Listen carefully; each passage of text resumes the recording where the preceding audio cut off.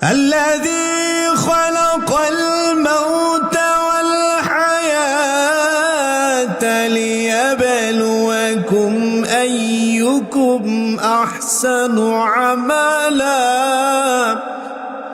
وهو العزيز الغفور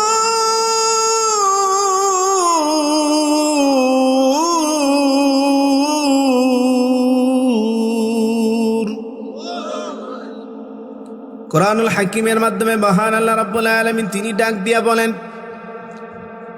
আল্লাযী খালাকাল মাউতা ওয়াল হায়াতা, তিনি সেই সত্তা যিনি মানুষের হায়াত এবং মৌত, মরণ এবং জীবন। আল্লাহ বলেন আমি আল্লাহ সৃষ্টি করেছি লিয়াবলুয়াকুম আইয়ুকুম আহসানু আমালা, তোমাদেরকে পরীক্ষা করার জন্য, পরীক্ষা করে মহান আল্লাহ রাব্বুল আলামিন দেখবেন কে সুন্দর আমল করে। তার মানে কুরআনুল হাকিমের মাধ্যমে মহান আল্লাহ রাব্বুল আলামিন বলেন, বান্দা তোমাদেরকে সৃষ্টি করেছি পরীক্ষা করার জন্য। দুনিয়ার জীবন একটা পরীক্ষা, জোরে বলুন কথাকার। হাজার হাজার কোটি টাকার মালিকও যদি হন, আপনার মৃত্যুর সময় এই টাকাগুলো সাথে যাবে না। আপনার যখন মৃত্যু হয়ে যাবে, মৃত্যুর সময় আপনার ধন সম্পদ, আপনার টাকা পয়সাগুলো কেউ সাথে, কিছুই সাথে যাবে না। ধরেন এই এলাকার সবচাইতে ধনী মানুষও যদি মারা যায়, মৃত্যুর পরে তার শেষ বিছানা, শেষ জায়গা মাটি, ঠিক না? কোথায় দাফন করা হয় তাকে? তাকে মাটিতে। পার্থক্য কিছুই না। একজন গরিব মানুষ, রিস্কাওয়ালা, ওই মানুষটা মারা যাওয়ার পরে তাকেও দাফন করা হয় মাটিতে। আর যেই ধনী মানুষ, এই সমাজের মধ্যে যার টাকা পয়সার অভাব নাই, হাজার হাজার কোটি টাকার মালিক, সে মানুষটাও যদি মারা যায়, মৃত্যুর পরে তার শেষ বিছানা জমিন, মাটি, ঠিক না বলেন? কিসের এত অহংকার, কিসের এত অহংকার বলেন তো? আমার জমিনকে আমাদের জন্য বিছানা বানিয়েছেন কে? দলিল আছে? আল্লাযী জাআলা লাকুমুল আরদা ফিরাশান ওয়াস সামাআ বিনাআ ওয়াস সামাআ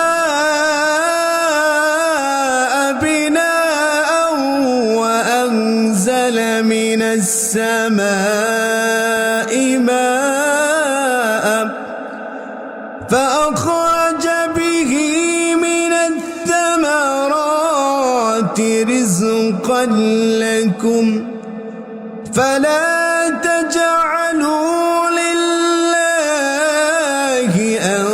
أندادا وأنتم تعلمون।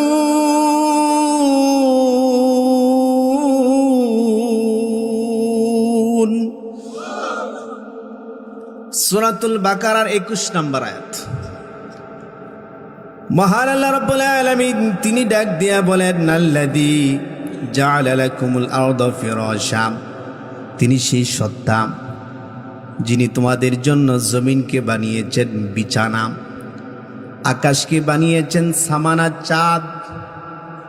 আর ওই আকাশের মধ্যে মহান আল্লাহ রাব্বুল আলামিন তোমাদের জন্য একটা ঝর্ণা ফিটিং দিয়েছেন, ঝর্ণার ব্যবস্থা করে রেখেছেন। সেই ঝর্ণা থেকে তোমাদের জন্য জমিনে পানি বর্ষণ করেন। আর ওই পানির মাধ্যমে মহান আল্লাহ রাব্বুল আলামিন আকাশ থেকে যেই পানি বর্ষণ করেন, এই পানির মাধ্যমে আল্লাহ বলেন, বান্দারে শুনো, জমিনে আমি আল্লাহ যে পানি বর্ষণ করি, পানির মাধ্যমে জমিন থেকে তোমাদের জন্য আমি আল্লাহ রিজিক তৈরি করি।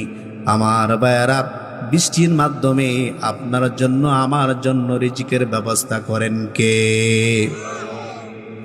এই যে বৈশাখ মাস সামনে আসতেছে, বোরো ধান লাগাইছেন, এই বোরো ধান এখন লাগাইছেন, পানি উঠান মাটির নিচ থেকে।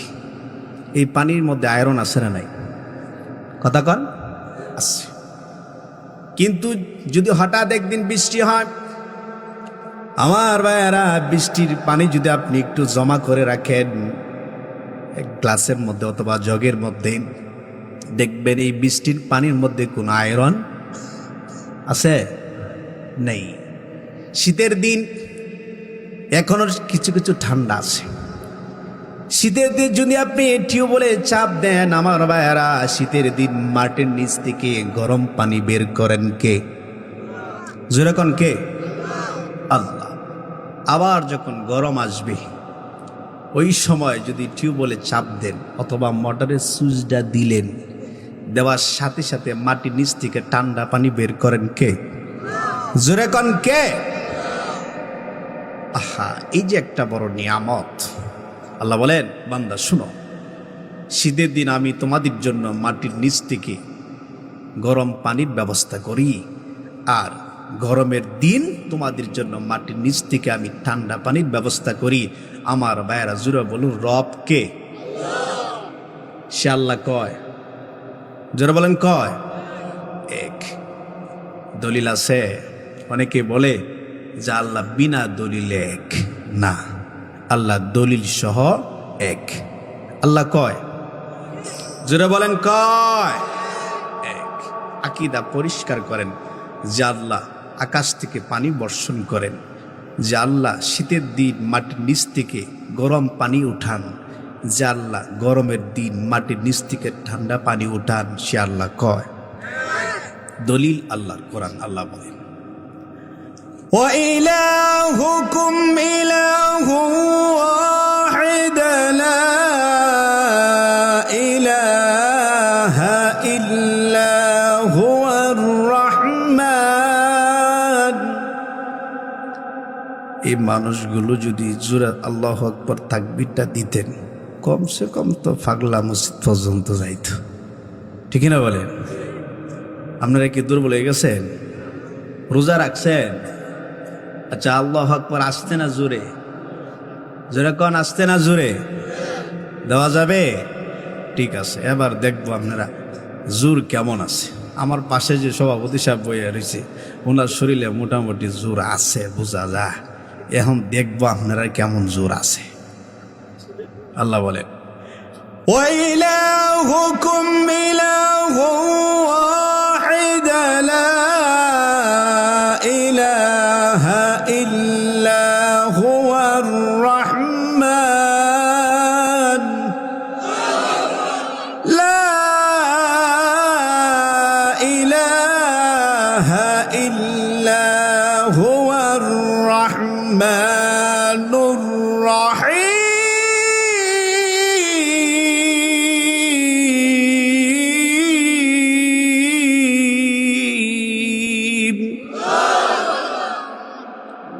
ঠিক আছে, আপনারা কেউ না কইলে এই লোক আছে, চলবো। আলহামদুলিল্লাহ। কোরআনুল হাকিমের মাধ্যমে মহান আল্লাহ রাব্বুল আলামিন বলেন, বান্দা শোনো, ওয়া ইলাহুকুম ইলাহু ওয়াহিদ, তোমাদের উপাস্য একমাত্র উপাস্য, লা ইলাহা ইল্লাহু, তিনি ছাড়া কোনো ইলাহ নেই, কোনো মাবুদ নেই, কোনো আইনদাতা নেই, কোনো বিধানদাতা নেই। হুয়ার রহমানুর রহিম, তিনি রহমান এবং তিনি রহিম। জোরে বলুন, তিনি কে? আকাশ থেকে পানি বর্ষণ করেন কে? আপনার জন্য আমার জন্য রিজিকের ব্যবস্থা করেন কে? দুনিয়ার মানুষ কত বুকা। মানুষ চিন্তা করে, যদি আমি যদি নিজে উপার্জন না করি তাহলে কি খাইব? পৃথিবীতে যখন আপনি প্রথম আসছিলেন, ওই সময় আপনার রিজিকের ব্যবস্থা আপনার মা করে নাই, আপনার বাবা করে নাই। কি খাবেন? সবেমাত্র দুনিয়াতে আপনি আসছেন। আল্লাহ পাক রব্বুল আলামিন বলেন, বান্দা তুমি কি খাবে? তুমি দুনিয়াতে আসার আগেই তোমার মায়ের স্তনে তোমার রিজিকের ব্যবস্থা আমি আল্লাহ করে দিয়েছিলাম। ঠিক কিনা বলেন? এরপরও দেখবেন কিছু মানুষ আছে, সকালবেলা ঘুম থেকে উঠে ফজরের নামাজ আদায় না করে রিস্কাওয়ালা রিস্কা নিয়ে শহরে চলে যায়। সিএনজিওয়ালা সিএনজি নিয়ে ঘর থেকে বাহির হয়, অথচ সে ফজরে নামাজ পড়ে না। এরকম মানুষ আছে না? মসজিদ আছে না পাশে? এরা মনে করে সকাল সকাল যদি ঘর থেকে বের না হই, বাজারে না যাই, প্যাসেঞ্জার পাবো না। প্যাসেঞ্জার না পাইলে আমার রিজিকের ব্যবস্থা হবে না। আল্লাহ বলেন, বান্দারে নাফরমান, শুনো, তুমি পৃথিবীতে আসার আগেই তোমার দুনিয়াতে আসার পরে কি খাবে, এই খাবারের ব্যবস্থা আমি আল্লাহ তোমার মায়ের স্তনের মধ্যে ব্যবস্থা করে আগেই রেখেছিলাম। ঠিক কিনা বল? এখনো রিজিকের ব্যবস্থা করবেন কে? নামাজ আগে না কাজ আগে? কথা কার? فَإِذَا قُضِيَتِ الصَّلَاةُ فَانتَشِرُوا فِي الْأَرْضِ وَابْتَغُوا مِن فَضْلِ اللَّهِ।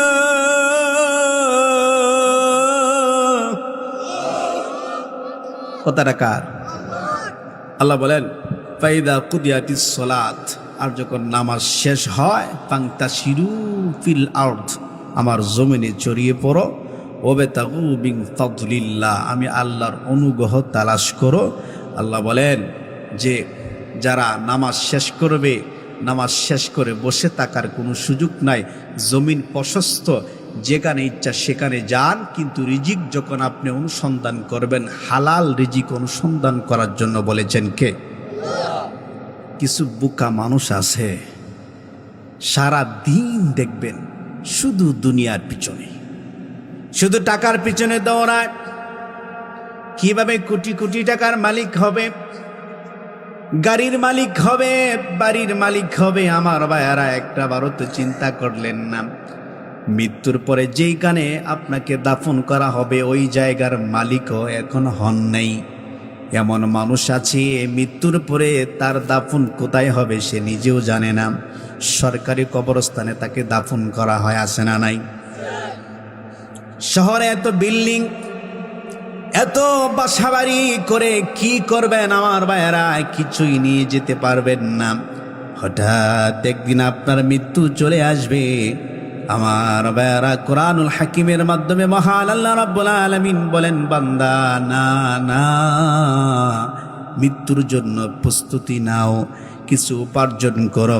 দুনিয়া পরীক্ষার হল, দুনিয়ার মাধ্যমে আমরা রিজিক এবং সয় সম্পদ, টাকা পয়সা, গাড়ি বাড়ি যা উপার্জন করছি, এগুলো কিছু আপনার আমার সাথে যাবে না। মৃত্যু পর্যন্ত এগুলো কাজে আসবে, এরপরে আর কাজে আসবে না। ভাগলপুর হাসপাতাল অনেকেই চিনেন, অনেকেই গিয়েছেন। কিছুদিন আগে আমি গিয়েছিলাম, যাওয়ার পরে দেখলাম একজন মানুষ, তার বাড়ি বাজিতপুরের পূর্ব পাশ। সন্তান যারা আছে এরা সবাই দেশে বাইরে থাকে, কেউ লন্ডন, কেউ আমেরিকা, বিভিন্ন দেশে ওরা আছেন। তো বাবা অসুস্থ, এই কথা শুনে সমস্ত সন্তানরা বাড়িতে আসছে। ডাক্তার বলছে না, আর বাঁচানো সম্ভব না। আমার বেড়া যাওয়ার পরে সবচাইতে যে বড় সন্তান সংসারের, এই সন্তান ডাক্তারকে গিয়ে বলতেছে, স্যার আমার একটা কথা শুনেন, এই নেন 1 কোটি টাকার একটা চেক, কারণ আমার বাবার টাকার অভাব নাই, আমারও টাকার অভাব নেই, আপনি আমার বাবাকে বাঁচান। ডাক্তার বললেন, নাউজুবিল্লাহ, 1 কোটি কেন, 1000 কোটি টাকা দিলেও আপনার বাবার যেই সমস্যা, আপনার বাবার 2টা কিডনি নষ্ট হয়ে গেছে, এগুলো সুস্থ হবে না, বাঁচানো সম্ভব না। আমার ভাইয়েরা, তার মানে বোঝা যায় মৃত্যুর সময় হাজার হাজার কোটি টাকা থাকলেও আপনি যদি অসুস্থ হয়ে যান, আপনার যদি হায়াত শেষ হয়ে যায়, আপনার সন্তান, আপনার আত্মীয় স্বজন টাকা দিয়াও আপনাকে বাঁচাইতে পারবে না। ঠিক কিনা? এত সম্পদ উপার্জন করে কি করবেন? কিছুই কাজে আসবে না। এই সম্পদ, এই সন্তান আপনাকে আমাকে দুনিয়া মুখী করতেছে। কথা কার? যেরকম কার? সূরাতুল ইমরান আয়াত নাম্বার 10। এই সন্তান যে আপনার কোনো কাজে আসবে না, সম্পদও কোনো কাজে আসবে না। কথাটা কার? ইন্নাল্লাযীনা কাফারু লান তুগনিয়া আনহুম আমওয়ালুহুম ওয়ালা আওলাদুহুম মিনাল্লাহি শাইআ ওয়া উলাইকা হুম ওয়াকুদুন নার।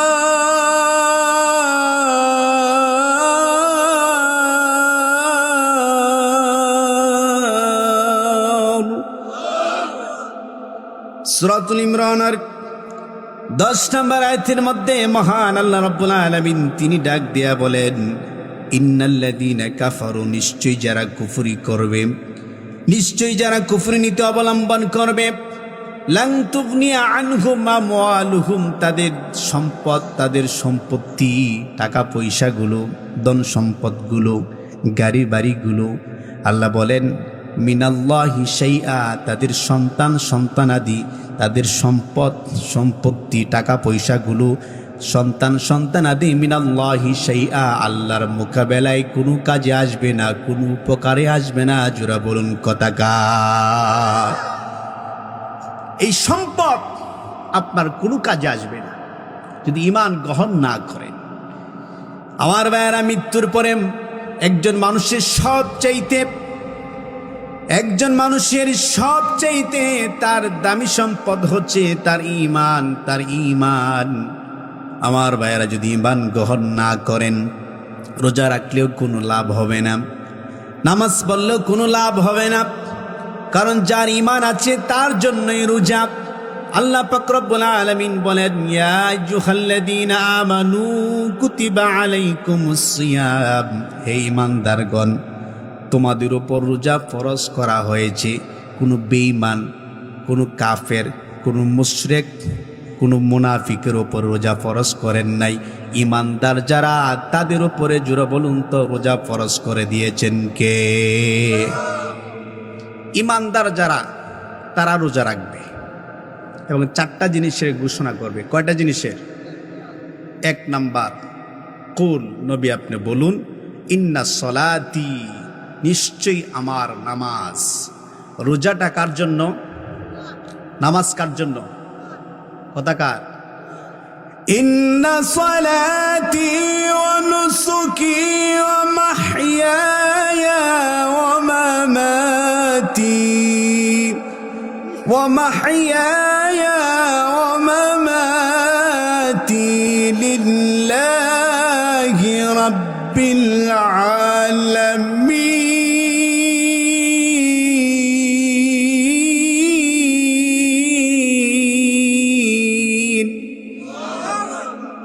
আল্লাহ বলেন, কুল, নবী আপনি বলুন, ইন্না সলাতি, নিশ্চয়ই আমার নামাজ, অনুসুকি, আমার কুরবানি, অমাহিয়ায়া অমামাতি, আমার জীবন এবং মরণ। আমার ভাইরা, নামাজ, কুরবানি, জীবন এবং মরণ কয়টা? যেটা বলেন কয়টা? 1 নাম্বার কি? নামাজ। নামাজটা কার জন্য? আমাদের সমাজে কিছুদিন আগে বাস্তব একটা ঘটনা বলি। এক জায়গায় ছেলে দেখার জন্য মেয়ের পক্ষে কিছু মানুষ আসছে, বিশেষ করে আমাকে দাওয়াত করছেন, হুজুর আপনি আমার বাড়িতে আসবেন, আমার ছেলেকে দেখার জন্য বাস্তব ঘটনা, মেহমান আসবে। আমি গেলাম, যাওয়ার পরে জোহরের আজান হয়ে গেল। মেয়ের বাড়ি থেকে 4 থেকে 5 জন মেহমান আসছে। আসার পরে আমার ভাইয়েরা, আজান হওয়ার পরে সবাই চলে গেছে মসজিদে, কিন্তু ছেলেটা জামাই বেনামাজি।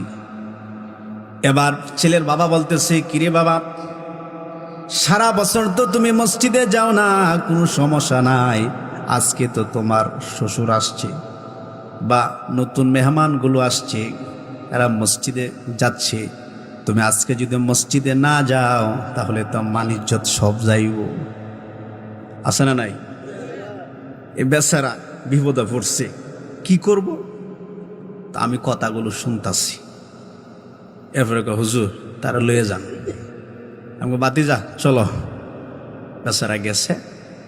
তো উজু করছে আমার সাথে সাথে গেছে, উজু করার সময় আগে গিয়ে পাও ধুইতেছে। আছে না নাই? কি ধুইতেছে? পাও ধুইতেছে। আচ্ছা, আগে পাও ধুইছে, ধুয়ে পরে মাথা ধুইছে, মাথা মাছা করছে, এরপরে কুলি করছি, করে পরে হাত এ পর্যন্ত ধুইছি। শেষ, আমার অজু শেষ। বললাম বাতিজা কি করলে? হুজুর অজু করছি। হয়েছে না, আবার করো। খুব কষ্ট হয়েছে তারা অজুরা শিখাইলাম। অজু শিখানোর পরে লয়ে গেছি মসজিদে, গেদি জামাত শেষ। কই বাতিজা এখন চলো দুজনে নামাজ পড়ি। তা আসছে আরেকজন।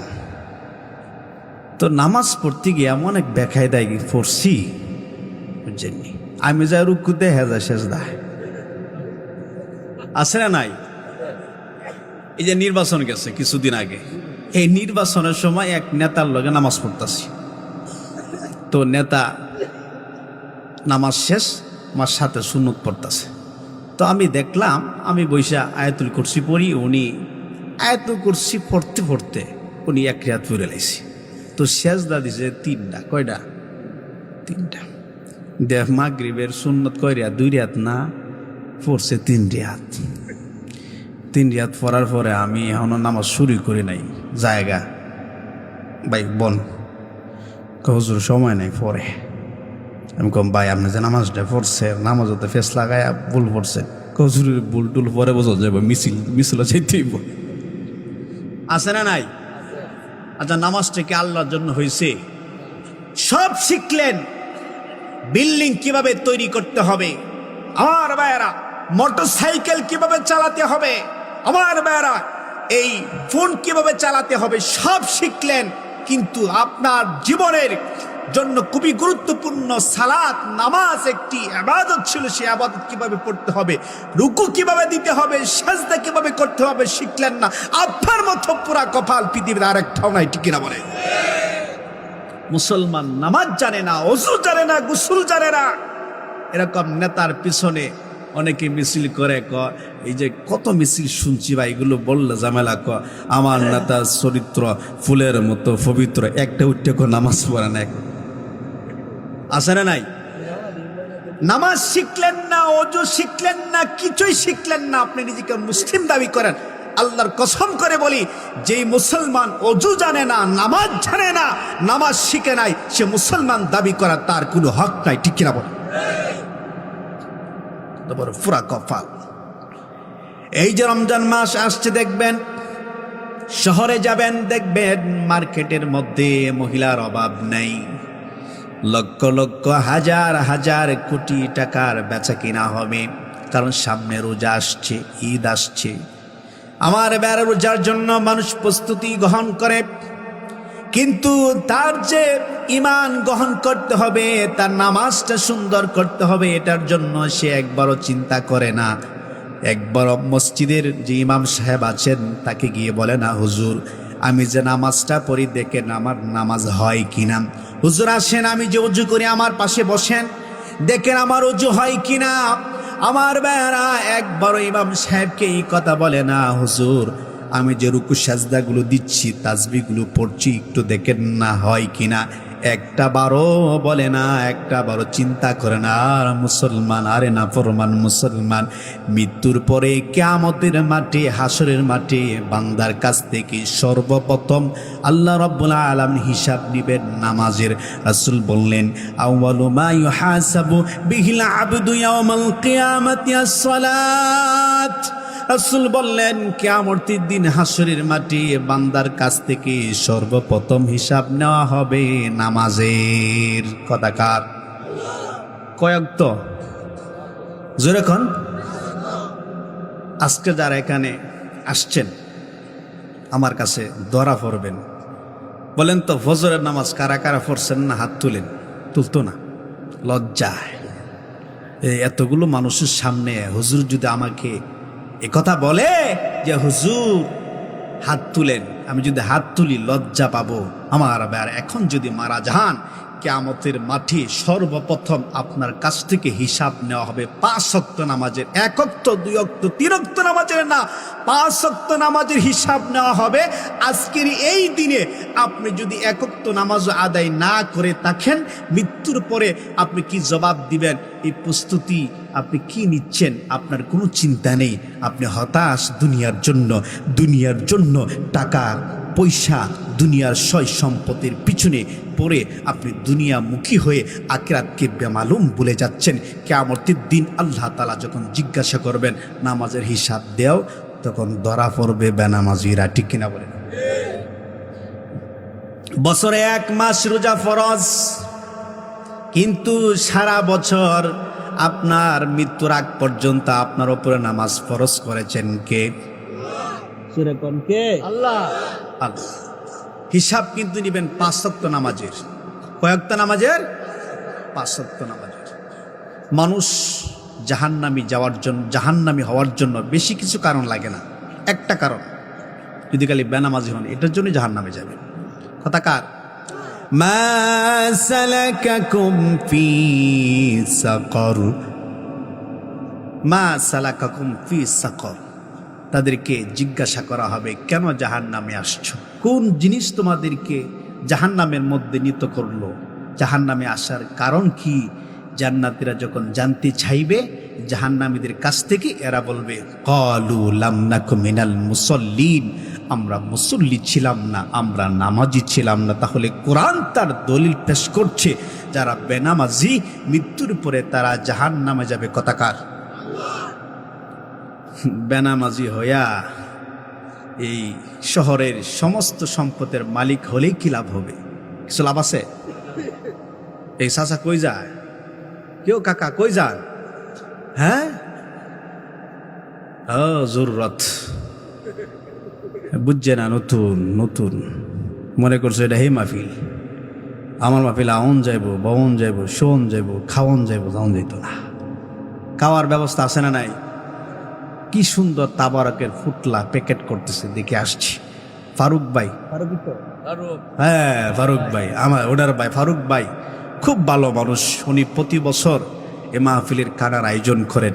ওনার ছেলে দেশের বাহিরে যাবে, আজকের এই মাহফিল থেকে দোয়ার দরখাস্ত রেখেছেন। আপনারা দোয়া করার জন্য আল্লাহ তাআলা ফারুক ভাইয়ের হায়াতের মধ্যে বারাকাত দান করেন, পরে না আমি। ওনার সন্তান দেশের বাহিরে যাবে, আল্লাহ যেন সে যাওয়ার সুযোগ করে দেন, পরে না আমিন। আমার ভাইয়েরা, হতে পারে এটা আপনার জীবনের শেষ মাহফিল, যখন কিয়ামতের দিন হাসরের মাঠে জিজ্ঞাসা করা হবে মা সালাকাকুম ফি সাকর, ক্বালু লাম নাকু মিনাল মুসাল্লিন। যারা বেনামাজি এরা বলবে আমরা মুসল্লি ছিলাম না, আমরা নামাজি ছিলাম না। আপনি এখনো পর্যন্ত 5 ওয়াক্ত নামাজের মুসল্লি হতে পারেন নাই। আপনার মতো দুর্ভাগা, আপনার মতো নাফরমান, আপনার মতো অকৃতজ্ঞ বান্দা আর একটাও নাই। ঠিক কিনা বলেন? জোরে বলেন ঠিক কিনা? নামাজ পড়তে হবে। রমজান মাসে আমরা কিছু কাজ বেশি বেশি করে করব। কি কোন কাজগুলো বেশি বেশি করে করবেন এটা আমি বলবো ইনশাআল্লাহ। আমার ভাইয়েরা, রমজান মাস এমন একটি মাস যেই মাসে অতীতের সব গুনাহ মাফ করে দেন কে? গুনাহ মাফের মালিক কে? হুজুর, আমরা তো অনেক গুনাহ করে ফেলেছি। আপনি যা বলতেছেন এই কথার অনুসারে তো আমরা সবাই জাহান্নামী না। আপনারা সবাই জাহান্নামী না, এখনো আপনারা জান্নাতি হওয়ার সুযোগ আছে। ঠিক না বলেন? আমরা যদি এখন গুনাহ মাপ চাই, তাহলে গুনাহটা মাফ করে দিবেন কে? আল্লাহ। এটা বিশ্বাস করতে হবে। কোরআনুল হাকিমের সূরাতুল বাকারার আমার ভাইয়েরা, আল্লাহ পাক রব্বুল আলামিন একটি আয়াতের মধ্যে বলেন, যারা আমি আল্লাহকে ভয় করে, আমি আল্লাহ এদের গুনাহ মাফ করে দিই। আচ্ছা, আল্লাহ কাছে না দূরে? জোরে বলেন, কাছে না দূরে? কাছে। দেখেন, ইহুদিরা রাসূলের কাছে আসছে। রাসূল আরবি সাল্লাল্লাহু আলাইহি ওয়াসাল্লাম বসে আছেন, সাহাবীদেরকে নিয়ে রাসূল আরবি সাল্লাল্লাহু আলাইহি ওয়াসাল্লাম বসে আছেন। ইহুদিদের একটা দল আসছে, এসে বললেন, মুহাম্মদ সাল্লাল্লাহু আলাইহি ওয়াসাল্লাম, জমিন থেকে আসমানের দূরত্ব 500 বছরের রাস্তা। এক আসমান, এরপরে আরেক আসমান, এরপরে আরেক আসমান, আসমান 7টা। কথাকার? সাত আসমানের উপরে, আরো কত উপরে আল্লাহ পাক রব্বুল আলামিন। আমরা হিসাব করেছি মুহাম্মদ সাল্লাল্লাহু আলাইহি ওয়াসাল্লাম 14,000 বছরের দূরত্বের রাস্তা। কত হাজার? 14,000। কিন্তু এত দূরে তোমার রব আছে, আমরা যদি আল্লাহরে ডাক দেই, আল্লাহ কি এত দূর থেকে আমাদের আওয়াজটা শুনবেন? প্রশ্ন করছেন ইহুদিরা রাসূলের কাছে। আল্লাহ তো অনেক দূরে, সাত আসমান, এরপর সিদরাতুল মুনতাহা, এরপরে বাইতুল মামুর, এরপরে এই লৌহে মাহফুজ, এরপরে আল্লাহর আরশ, অনেক উপরে আল্লাহ। এত উপরে আল্লাহ আছেন, আমরা যদি জমিন থেকে আল্লাহ কি ডাক দেই, হে রাসূল আল্লাহ কি আমাদের ডাক শুনবেন? রাসূলকে যখন এই প্রশ্ন করলে রাসূল চুপ রইলেন, কারণ রাসূল মন গড়া কোনো কথা বলেন না। সুবহানাল্লাহ। আল্লাহ কাছে না দূরে? আপনি যে বইয়া বইয়া গাঞ্জা খান, জোয়া খেলেন, ভিডিও, অশ্লীল ভিডিও দেখেন, হুজুরে বয়ান করে দোকানও বয়া ভিডিও দেখেন, অশ্লীল ভিডিও দেখেন, কে? হুজুর এখন কে? ইহুদিরা বললেন রাসূল আল্লাহ এত দূর থেকে আমাদের কথা কি শুনেন নাকি?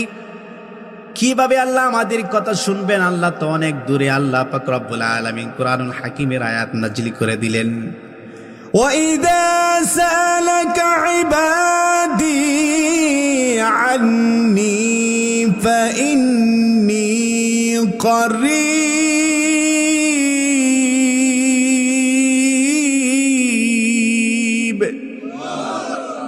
আল্লাহ বলেন, হে আমার রাসূল, যখন আমার কোনো বান্দা আমার ব্যাপারে জিজ্ঞাসা করে আমি আল্লাহ কোথায় আছি, আপনি বলেন ফাইন্নী করিব, আমি অতি সন্নিকটে। সুবহানাল্লাহ। আমি আল্লাহ কাছে আছি। যখন আমার কোনো বান্দা ডাক দেয় আল্লাহ, সবাই ডাক দেন আল্লাহ, আরো জোরে বলেন আল্লাহ, আবার বলুন আল্লাহ। এই যে আমরা আল্লাহকে আল্লাহ বলে ডাক দিয়েছি, আল্লাহ কি শুনেন নাই? শুনছেন? আল্লাহ ফাইন্নী করিব, আমি অতি সন্নিকটে। যখন আমার কোনো বান্দা আমি আল্লাহকে ডাক দেয়, আমার কাছে কোনো কিছু চায়, আমি আল্লাহ সাথে সাথে আমি আল্লাহ বান্দার জবাব দেই। সুবহানাল্লাহ। তাহলে বিড়ি যে কান দেখেন কে? যেরকম কে? আল্লাহ। হ্যাঁ, আল্লাহ।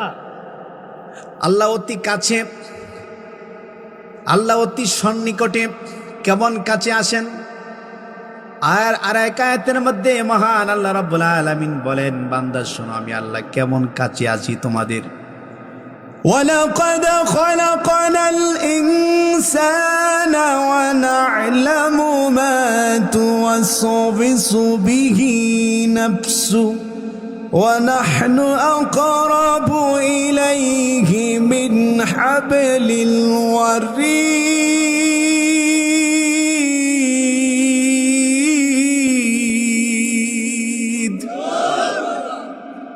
কুরআনুল হাকিমের মাধ্যমে মহান আল্লাহ রাব্বুল আলামিন তিনি বলেন, ওয়ালাকাদ খলাকনাল ইনসান, আমি আল্লাহ মানুষকে সৃষ্টি করেছি, তার মনের ভিতরে কি ওয়াসওয়াসা জাগে, সে কি চিন্তা করে, সে কি ধারণা করে, সে কি ভাবে, আল্লাহ বলেন কেউ জানে না, আমি আল্লাহ জানি।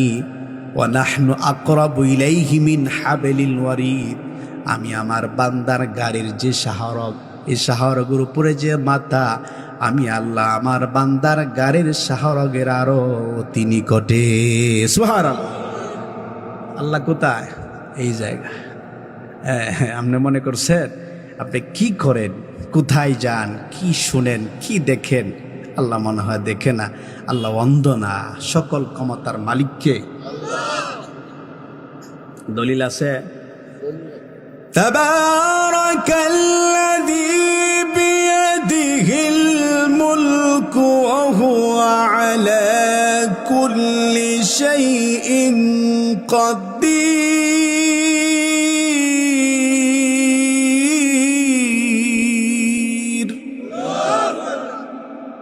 বরকতময় রব তিনি, যার হাতে রয়েছে সকল ক্ষমতা। সকল ক্ষমতা কার হাতে? আমার বারে এটা বিশ্বাস করতে হবে। আল্লাহ দেখেন, আল্লাহ শোনেন, আল্লাহ ধরবেন আপনাকে আমাকে মৃত্যুর পরে। দুনিয়ার জীবনে আমরা আজীবন থাকবো না। আপনার বাবা চলে গেছে, আপনার মা চলে গেছে, আপনার দাদা চলে গেছে, আপনার আত্মীয় স্বজন সবাই চলে গেছে, নিজ হাতে দাফন করেছেন। এবার আপনার দাফনের জন্য আপনি যে অপেক্ষা করেন, কে আপনার দাফন করবে, কোথায় আপনার জানাজা হবে, কোথায় আপনার মৃত্যু হবে। এমন হতে পারে আপনার জানাজা হতেও পারে, নাও হতে পারে। এমন হতে পারে আমার ভাইয়ারা, আমার গোসল হতেও পারে, নাও হতে পারে। এ নিয়ে কোনো চিন্তা নেই, মৃত্যুর কোনো চিন্তা নেই। শুধু দুনিয়া দুনিয়া দুনিয়া। এত টাকা দিয়ে কি করবেন, এত পয়সা দিয়ে কি করবেন, এত গাড়ি বাড়ি দিয়ে কি করবেন আমার ভাইয়ারা? দুনিয়া না, না দুনিয়া না। দুনিয়া আপনাকে লাথি মেরে দুনিয়া থেকে বিদায় দিবে। দুনিয়াতে আপনি থাকতে পারবেন না। আমরা কেউ থাকতে আসি নাই, আমরা সবাই চলে যাব। আল্লাহ পাক রব্বুল আলামিন বলেন, বান্দা শোনো, আমি আল্লাহ তোমার জন্য দুনিয়ার জমিনটাকে পরীক্ষার হল বানাইলাম। আমার ভাইয়ারা, মৃত্যুর পরে কিয়ামতের মাঠে, হাসরের মাঠে আমরা দুনিয়ার জমিনে যা কিছু করছি, ভালো মন্দ সব কিছুর জবাব দিতে হবে আল্লাহর কাছে। আল্লাহ পাক রব্বুল আলামিন হাসরের মাঠে আপনার কাছ থেকে, আমার কাছ থেকে দুনিয়ার জমিনে আমরা যা কিছু করেছিলাম সব কিছুর হিসাব নিবেন কে? আল্লাহ। 5 to 5 দোকানদার রমাদান মাসে দেখবেন বেচা কিনা আস্তে আস্তে করে বেশি হয়। প্রতিদিন দেখবেন কিছু দোকানদার আছে, সকালবেলা 10 টাকার একটা জিনিসও যদি বিক্রি করে খাতায় লেখে, কিছুক্ষণ পরে যদি 50 টাকার একটা জিনিস বিক্রি করে সেটাও ঠালি খাতার মধ্যে লিখে রাখেন। সন্ধ্যার সময় অথবা শেষ রাতে যখন দোকান থেকে বাড়িতে চলে যাবে, হিসাব করে দেখে কত টাকা বিক্রি করছে, কয় টাকা লাভ হয়েছে।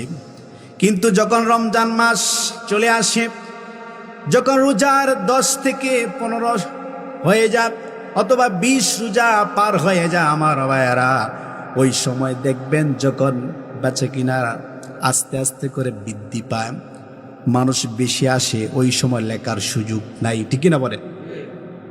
ওই সময় কি লেখার সুযোগ থাকে না? আমার ভাইয়ারা, আপনি আমি যা কিছু করছি সব কিছু লিপিবদ্ধ করছেন কে?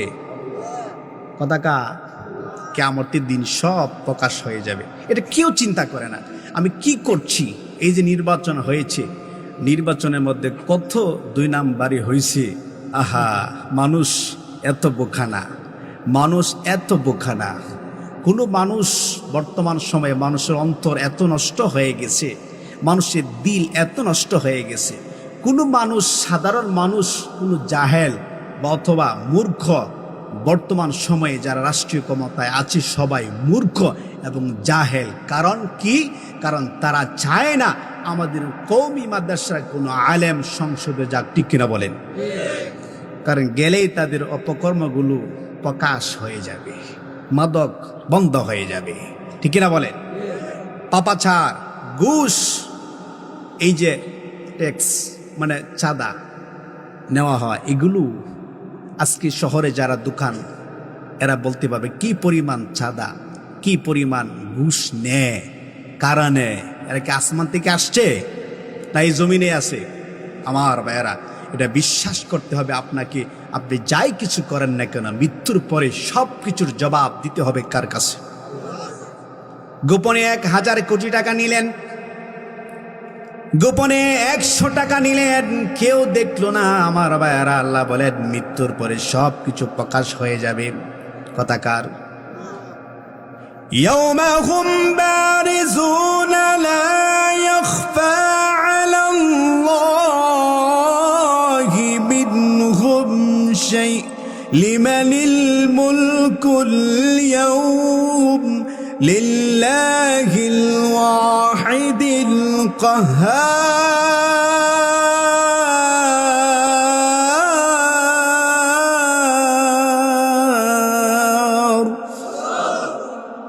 আল্লাহ বলেন ইয়াউমাহুম বারিজুনা লা ইয়াখফা আলাল্লাহি মিনহুম শাই। এটা ওই দিবস যেই দিবসে কেউ কারো ত্রুটি বিচ্যুতি গোপন থাকবে না, সব কিছু প্রকাশ হয়ে যাবে। এই যে টেবিলের নিচ দিয়া কি নিছিলেন কেউ দেখছে না, দেখছেন কে? আল্লাহ কয় এটা ভিডিও আকারে আমি ধারণ করে রাখছি, আয় আমার কাছে। আসার পরে কোটি কোটি মানুষের সামনে আপনার অপকর্মগুলো ভালো মন্দ সব কিছু প্রকাশ করে দিবেন কে? এরা যারা বিশ্বাস করে না এরা কাফের। যারা মনে করে মৃত্যুর পরে কোনো জগৎ নেই, কোনো জীবন নেই, দুনিয়া আসছি, দুনিয়ায় আমার জীবনের সব, দুনিয়ায় আমার জীবনের শেষ, মৃত্যুর উপরে আমাকে কোনো জবাব দিতে হবে না, কোনো জবাবদিহিতা নেই, আমার ভাইয়ের এরা কাফের। কারণ যারা সত্যিকার অর্থে ঈমানদার, যারা পরকালকে বিশ্বাস করে, এরা মনে মনে চিন্তা করে আমি কি করছি, আমি গোপনে কি করি কেউ দেখেন, আল্লাহ দেখেন। আর আমি যা কিছু করছি মৃত্যুর পরে আমাকে জবাব দিতে হবে। জুড়ে বলুন কার কাছে? এই ভয় যার মধ্যে আছে সে রমজানের রোজাটা রাখবে। আল্লাহ বলেন কুতিবা আলাইকুমুস সিয়াম, তোমাদের উপর রোজাকে ফরজ করে দেওয়া হয়েছে, কামা কুতিবা আলাল্লাযীনা মিন ক্বাবলিকুম, যেমন ফরজ করা হয়েছিল তোমাদের পূর্ববর্তী গণদের উপর। অর্থাৎ যুগে যুগে রোজা ফরজ ছিল। আগে ছিল তিনটা রোজা ছিল। এক নাম্বার আরবি মাসের 13 তারিখ, 13, 14, 15, কয়টা হলো যেরকম? তিনটা। এই তিনটা রোজা ছিল আগে।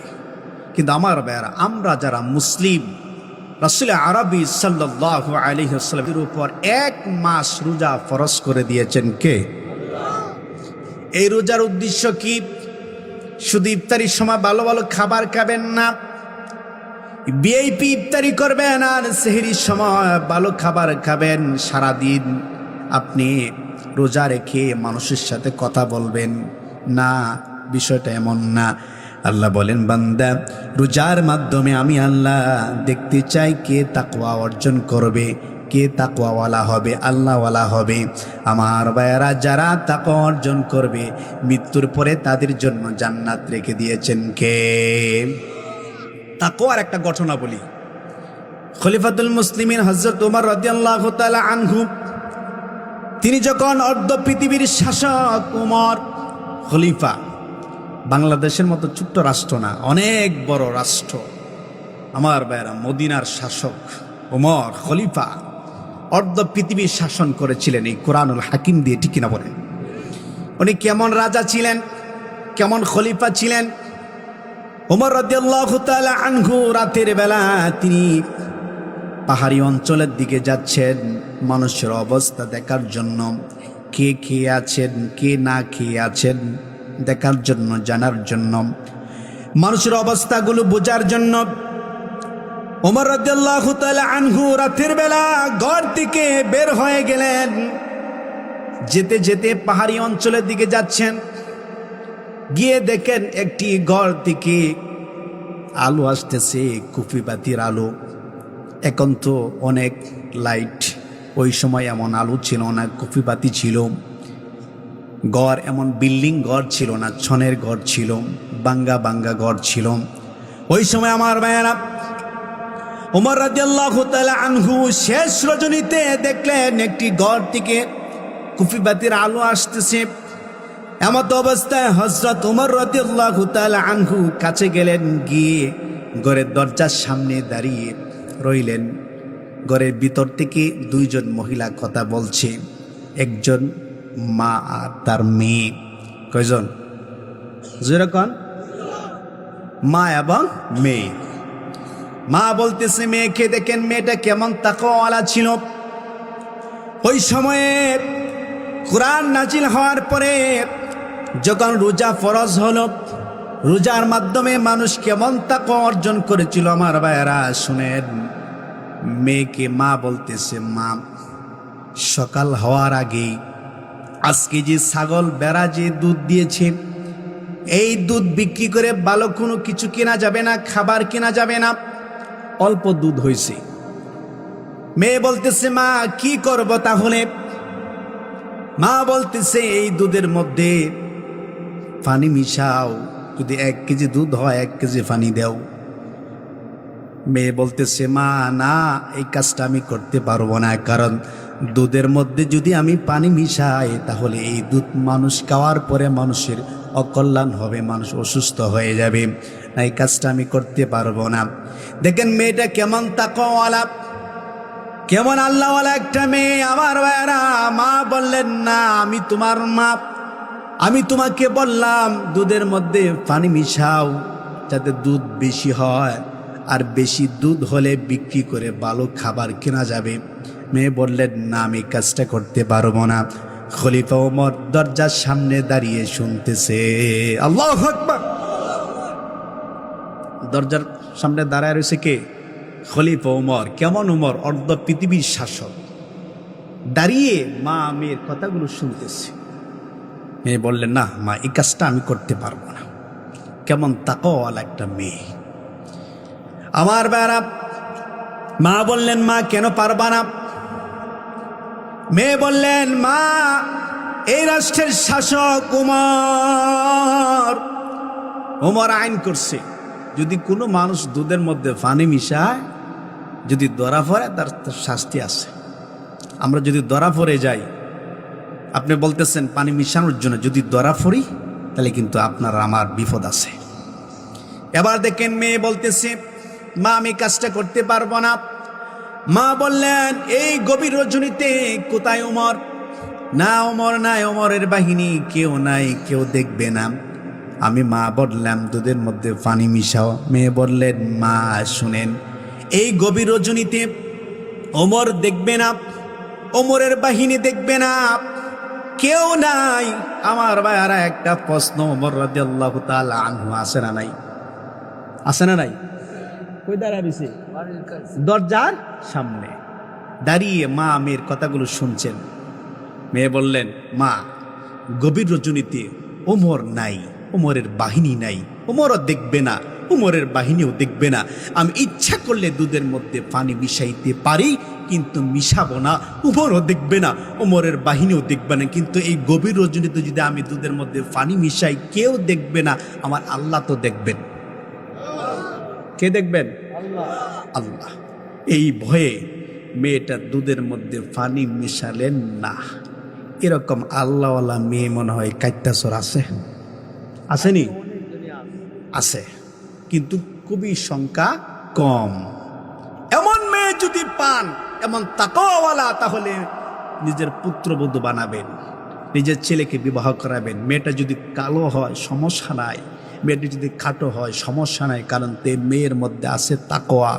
আমার বেড়া তাকওয়াওয়ালা একটা মেয়ে যদি গড়ে আনতে পারেন, এই গড়টা আল্লাহ তৈরি জান্নাত হয়ে যাবে, ঠিক কিনা? আচ্ছা বলেন তো, এই মেয়েটা দুধের মধ্যে পানি মিশালেন না কার ভয়ে? আল্লাহর ভয়ে। আমার বেড়া আবার আসেন আরেকটি ঘটনা। তাকওয়া কাকে বলে শুনেন। খলিফাতুল মুসলিমিন হযরত ওমর রাদিয়াল্লাহু তাআলা আনহু চলে গেলেন সফরে। সফরে যাওয়ার পরে আমার ভাইয়ারা, ওনার সাথে যে খাবার ছিল শেষ হয়ে গেছে। উনি মনে মনে চিন্তা করলেন, এই সময় কোথায় খাবার পাবো? চলে গেলেন মরুভূমির মধ্যে, তালাশ করছেন কাউকে পাওয়া যায় কিনা। দেখেন যে একজন রাখাল ছাগল চড়াচ্ছে, অনেকগুলো ছাগল নিয়ে রাখাল বসে আছে। কাছে গেলেন, ওনার পরিচয়টা উনি গোপন রাখলেন, প্রকাশ করলেন না। বললেন, রাখাল এদিকে আসো। আসছে, আসার পরে বললেন, এই ছাগলগুলো কার? রাখাল বললেন, এই ছাগলগুলো আমার না, এই ছাগলগুলো আমার মালিকের। আমি একজন রাখাল, আমার দায়িত্ব ছাগলকে ঘাস খাওয়ানো, সন্ধ্যা হলে বাড়িতে নিয়ে যাব। ওমর রাদিয়াল্লাহু তাআলা আনহু বললেন রাখাল, তোমার এই ছাগলগুলোর মধ্যে কি কোনো ছাগল দুধ দেয়?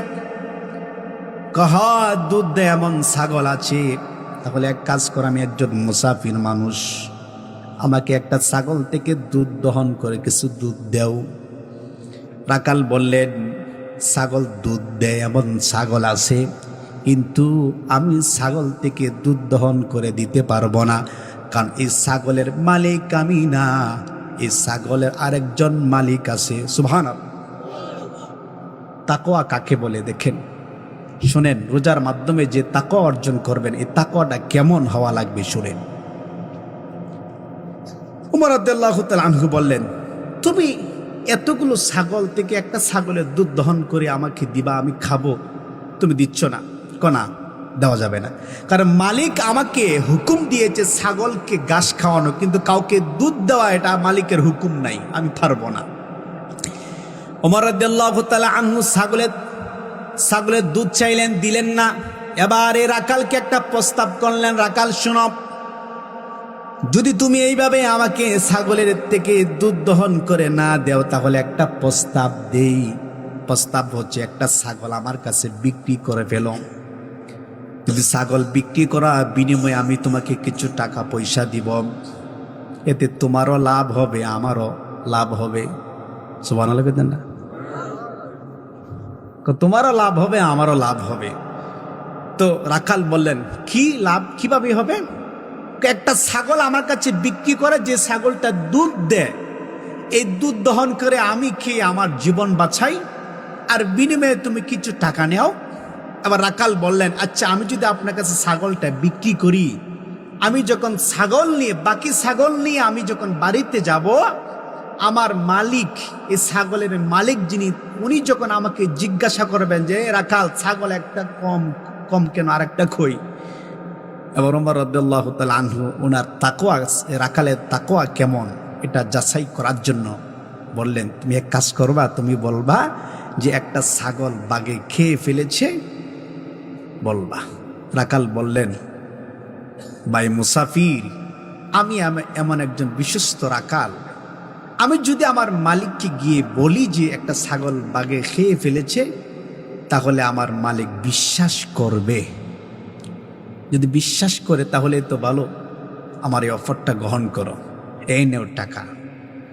এবার আমার ভাইরা দেখেন রাখাল কেমন তাকওয়াওয়ালা। রাখাল বললেন, ভাই মুসাফির, আপনি কে চিনি না জানি না, তবে শুনেন, আমি যদি আপনার কাছে একটা ছাগল বিক্রি করি, বিনিময়ে কিছু টাকা পাবো, আমার মালিককে গিয়ে যদি বলি যে ছাগল বাঘে কে ফেলেছে, মালিক বিশ্বাস করবে। কিন্তু মহান আল্লাহ রাব্বুল আলামিন কিয়ামতের মাঠে, হাসরের মাঠে যদি আল্লাহ আমাকে জিজ্ঞাসা করে, আমি যে ছাগলটা বিক্রি করব, দুনিয়ার কোনো মানুষ দেখবে না, দুনিয়ার কোনো মানুষ জানবে না, কিন্তু আমার ভাইয়েরা, এ রাখাল বললেন, আমি যদি ছাগলটা বিক্রি করি, কেউ দেখবে না, যিনি দেখবেন তিনি কে? আরো জোরে বলেন, তিনি কে? আল্লাহ। আমার আল্লাহ তো দেখবেন যে আমি আপনার কাছে টাকার বিনিময়ে একটা ছাগল বিক্রি করে দিয়েছি, তাহলে না না, আমার দুনিয়ার কোনো মালিক দেখবে না, কেউ দেখবে না, আমার আল্লাহ সরাসরি আমাকে দেখছেন আমি কি করছি। না, আমি ওই আল্লাহর ভয়ে আমি আপনার কাছে ছাগল বিক্রি করতে পারবো না, দুইটা কারণে। এক নাম্বার, আল্লাহ দেখতেছে, আর যদি আমি বিক্রি করি তাহলে মৃত্যুর পরে আল্লাহ আমাকে ধরবেন, যখন আল্লাহ আমাকে ধরবেন আমি কি জবাব দিব? না, আমি ছাগল বিক্রি করতে পারবো না। আল্লাহু আকবার। আচ্ছা বলেন তো, এই মেয়েটা দুধের মধ্যে পানি মিশালেন না কার ভয়ে? এ রাখাল ছাগল বিক্রি করলেন না কার ভয়ে? আল্লাহর ভয়ে। এই ভয় যদি আপনার অন্তরে আসে রোজার মাধ্যমে, তাহলে আপনি মনে করবেন যে আপনি সফল, আপনি সফল, আপনি সফল। ঠিক কিনা বলেন? রোজা রাখে আর একটা মাস, কিছু মুসল্লি আছে কই একটা মাস, এই যে বিপদ আইছে, আমি কি কেয়ার বিপদ, হুজুর কোহেন না, এই যে রাস্তার আশেপাশে দাঁড়ায় বিড়ি খাইতারি না, রোজা রাহি না, বিড়িও খাইতারি না, কবে যে রোজারা শেষ হইব রোজারা শেষ হবে আর বিড়ি খাওয়া শুরু করবো। আমার বেড়া এমনও কিছু মানুষ আছে রোজাটা কবে যাইব খালি এই অপেক্ষা করে, আসে না? রোজা রাখে, মিথ্যা কথা বলে, আসে না নাই? আমার বেড়া রোজা এত সহজ না, রোজা একটা এত সহজ না। রোজা আগের যুগে রোজা ছিল কথা না বলে থাকা রোজা। মারিয়ামের গর্ভে যখন সন্তান আসলো, মারিয়াম সন্তান কুলে নিয়ে চিন্তায় আছে, না হারে আল্লাহ তোমাকে সন্তান দিয়েছেন, এই সন্তানের বাবা নেই। কিন্তু মানুষ যখন দেখবে আমার কোলে সন্তান, মানুষ যখন দেখবে আমার কোলে সন্তান, মানুষ তোমাকে জিজ্ঞাসা করবে মারিয়াম এই সন্তানের বাবা কি? আমি কি জবাব দিব? আল্লাহ বললেন ফাকুলি ইন্নী নাযারতু লিররহমানি সাওমা। আল্লাহু আকবার। আল্লাহ বলেন মারিয়াম তুমি বলবা যে আমি রোজা মান্নত করছি, আমি রোজা রাখছি। ওই সময় রোজা ছিল কথা না বলা। সকাল থেকে এই যে আমার আগের আলোচক বলেছেন সেহরি কখন খাবেন, কোন সময় খাওয়া শেষ করবেন, ওই সময় থেকে শুরু করে সন্ধ্যা পর্যন্ত রোজা রাখতে হবে। ওই সময়ের রোজা ছিল সারাদিন কারো সাথে কথা বলা যাবে না। এবার আসেন, এই যে সামনে রমজান আসতেছে আর 2-3 দিন পরে রোজা শুরু হবে। সারাদিন কথা না বলে থাকা রোজা এটা নাই, সারাদিন না খেয়ে থাকা রোজা আছে, ঠিক কিনা? এবার একটা প্রশ্ন, বলেন সারাদিন কথা না বলা রোজা আর না খেয়ে থাকা রোজা কোনটা সহজ কোনটা কঠিন? হ্যাঁ, না খায় থাকা রোজা সহজ? সহজ। কিন্তু আপনারা যদি বলি ভাই সারাটা দিন আপনি কারোর সাথে একটা কথা বলতে পারবেন, আপনি বলে হুজুর আমার মাইর এলান, কিন্তু কথা ছাড়া থাকতে পারবো না। আগে রোজা কত কঠিন ছিল, সারাদিন কারোর সাথে কথা বলা যাবে না, কথা বললে রোজা শেষ। আমার বেড়া মারিয়াম আলাইহিস সালাম, ওনাকে আল্লাহ বললেন মারিয়াম তুমি বলবা চুপ, আমি রোজা রাখছি, আমি আজকে কারোর সাথে কথা বলতে পারবো না। তাহলে আগে রোজা ছিল কথা না বলা রোজা, ঠিক না বলেন, সারাদিন। আর এখন রোজা হচ্ছে না খেয়ে থাকা রোজা। সারাদিন উপবাস থাকার নামই রোজা না। রোজা মানে সাধনা করা, রোজা মানে উপবাস থাকা না, সমস্ত অঙ্গ প্রত্যঙ্গগুলোকে পাপ কাজ থেকে, অন্যায় থেকে, জুলুম থেকে হেফাজত করা। সুবহানাল্লাহ। না খেয়ে থাকা রোজা খুব সহজ, কথা না বলা রোজা খুব কঠিন। একজন মহিলাকে যদি বলা হয় মা, এখন বর্তমান সময়ে মহিলাদের রোজা, অনেক মহিলাদের রোজা হয় না। কারণ হুজুর কেমনে বললেন মহিলাদের রোজা হয় না? দেখবেন মহিলারা 3-4জন মহিলা যদি একসাথে হয় তাহলে দেখবেন কত ধরনের কথা আসে না নাই? কথার নাই কোনো আগা মাথা। আমার ভাই একজন মহিলাকে যদি বলা হয় যে আপনি সারাদিন কারোর সাথে কথা বলবেন না, এই মহিলাকে যদি 3-4জন মহিলার সামনে নেওয়া হয়, এই জায়গায় বসে থাকেন, যদি দেখে যে পাশের মহিলারা কথা বলছে, 2 মিনিট 3 মিনিট পার হয়ে গেছে, উনি চুপ করে বসে রয়েছে, এই মহিলা কইব না আমি কথা না বলে থাকতে পারবো না, আমার মাইর এলাম, এরপরও কথা না কয়ে থাকতাম পারতাম না, আসে না নাই? কারণ এই যুগে যদি রোজা এরকম হতো যে কথা না বলা রোজা, তাহলে 100 ফেল মহিলারা, ঠিক কিনা বলেন? পুরুষ তো আরো আগে নাই। আমার বেড়া এই যে ফোন আসছে, রোজা রেখে বন্ধু ফোন দিছে, কই আমি তো শহীদে মসজিদ তোমার জন্য অপেক্ষা করছি, তুমি কই আছো? আমি আয়া উঠছি পাগলা মসজিদ, কিন্তু শুয়ে রয়েছে গর, আছে না নাই? রোজা হইছে শেষ। আহা আমার ভাইয়েরা, একটা কথা মনে রাখেন, রোজা এমন একটি ইবাদত, আল্লাহ বলছেন যে এই রোজার পুরস্কার আমি আল্লাহ নিজে দিব। সুবহানাল্লাহ। রোজার মাসে শয়তানকে বন্দি করে রাখেন কে?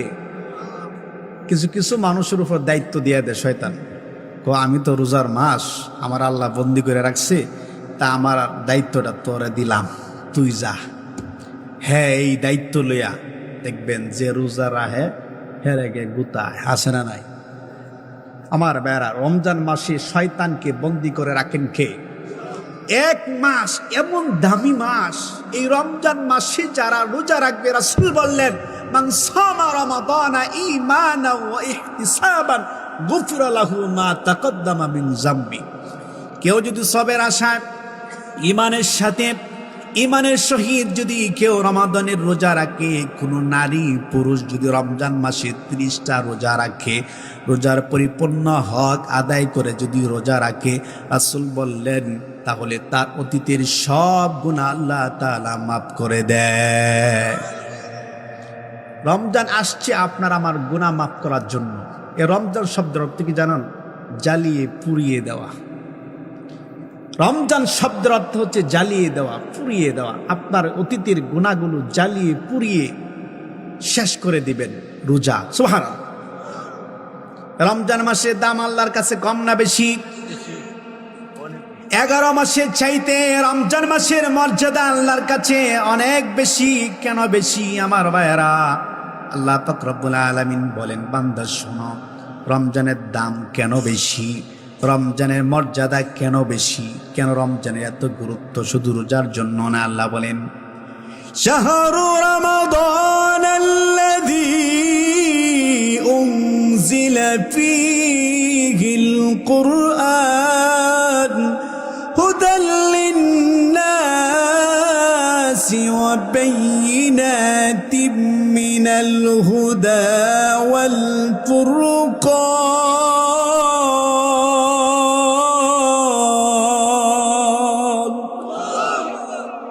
রমাদান মাস, আল্লাহ বলেন, আর এই মাসে আমি আল্লাহ পাক রব্বুল আলামিন কোরআনুল হাকিম অবতীর্ণ করেছি হুদাল লিন্নাস, মানুষের কল্যাণের জন্য। রমজান মাসের এত মর্যাদা কেন শুনেন, এত গুরুত্ব কেন শুনেন আমার ভাইয়েরা? আল্লাহ বলেন, এই রমজান মাসে আমি আল্লাহ কোরআনুল হাকিম নাজিল করেছি হুদাল লিন্নাস, মানব জাতির হেদায়েতের জন্য, মানব জাতির কল্যাণের জন্য। কিন্তু আমাদের দেশে এই রমজান মাস আসলে মানুষ কোরআন তেলাওয়াত করে, আর সারা বছর কোরআন তেলাওয়াত করে না, আসে না নাই? যেই মাসে কোরআন আসছে ওই মাসের মর্যাদা আল্লাহর কাছে কম না বেশি? বেশি, অনেক বেশি। এই যুবক, এই বেটা, এই কিরে ধরেন রে, কই যাও? মন ঘুমা ধরছে, একটু পানি ঢেলে দেন। সূক্ষ্ম মিস কল দিছে, মোরা বন্ধু মিস কল দিছে, বলে আয়া হওয়ার আলা হুজুর যেমনে ধরছে আর ছাড়তো না। না, আমি শেষ করে দিচ্ছি আমার ভাইয়েরা, শুনেন। রমজান মাস কোরআন নাজিলের মাস। সুবহানাল্লাহ। রমজান মাসে আমরা 3টা কাজ বেশি করব। কয়টা কাজ? 1 নাম্বার, রমজান মাসে রোজা রাখবো। সুবহানাল্লাহ। 2 নাম্বার, রমজান মাসে আমরা বেশি বেশি করে কোরআন তেলাওয়াত করব, কারণ কোরআন তেলাওয়াত করলে সব আছে না নাই? 3 নাম্বার, রমজান মাসে আমরা বেশি বেশি করে নফল নামাজ পড়ব। কয়টা কাজ? জোরে বলেন কয়টা? 1 নাম্বার, রোজা রাখবো। 2 নাম্বার, কোরআন তেলাওয়াত করব। 3 নাম্বার, নফল নামাজ পড়ব, বেশি বেশি করে নফল পড়ব। কোরআনুল হাকিমের মাধ্যমে মহান আল্লাহ রাব্বুল আলামিন বলেন, যারা রমজান মাসে কোরআনুল হাকিম থেকে যারা তেলাওয়াত করবে, রমজান ব্যতীত আজকে যদি কেউ কোরআনুল হাকিম থেকে তেলাওয়াত করে, আলিফ লাম মিম, আলিফ একটা হরফ, লাম একটা হরফ, মিম একটা হরফ। কোরআনুল হাকিমের সূরাতুল বাকারার শুরুতেই আল্লাহ পাক রব্বুল আলামিন হরফুল মুকাত্তাআত, আলিফ লাম মিম, আলিফ একটা হরফ, লাম একটা হরফ, মিম একটা হরফ। এবার আসেন কোরআন তেলাওয়াতের ফজিলত। কেউ যদি 3টা হরফ তেলাওয়াত করে, রাসূল বললেন 3টা হরফে 30টা নেকি। 3টা হরফে কয়টা নেকি? 30টা নেকি। আচ্ছা বলেন, আলিফের অর্থ, লামের অর্থ, মিমের অর্থ কি কেউ জানে? জানেন কে? কিন্তু এগুলো পড়লেই সওয়াব। সুবহানাল্লাহ। এখন আসেন রমজান মাসে, হুজুর আমার তো পুরা কপাল, সারাটা জীবন পার করে দিয়েছি, কোরআন শিখি নাই। রমজান মাসে কোরআন তেলাওয়াত করলে বেশি করে নেকি হবে। কিন্তু কি করব, কোরআন তো শিখি নাই, আগে কোরআন শিখি নাই, এখনো কোরআন শিখতে পারবো না। হুজুর আমার জন্য কোনো ব্যবস্থা আছে কিনা? আল্লাহ বলেন, বান্দা শোনো, কোরআন যারা তেলাওয়াত করবে তাদের পাশে বসে কোরআন শুনবে, যারা কোরআন শুনবে তাদের উপরে রহমত বর্ষণ করবেন কে? নাকি আছে না নাই? কথা কার? وَإِذَا قُرِئَ الْقُرْآنُ فَاسْتَمِعُوا لَهُ وَأَنصِتُوا لَعَلَّكُمْ تُرْحَمُونَ।